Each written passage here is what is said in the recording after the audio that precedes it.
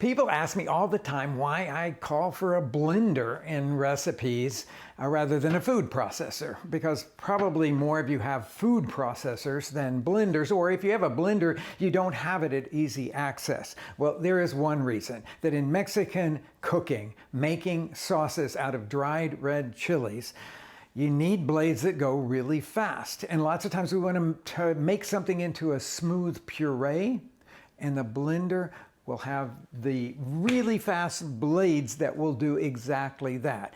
Food processor blades go at half the speed of blender blades.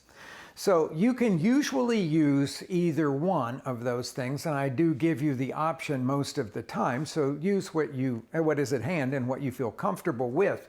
But I will say there is a lot of arguments for having a good blender. This is a high-speed blender. This is the Vitamix blender, and I tell you, I couldn't live without it. My food processor stays across the kitchen because I don't use it that much, but the blender is right here in the area that I'm always cooking in because I use it for just about everything. Now, you don't have to have a high-speed blender to make Mexican food. You can use any kind of blender that you find. It'll just take you a little bit longer. This one has a half-horsepower motor in it, so it is really, really effective. That's why I am always recommending it, but it is a big investment.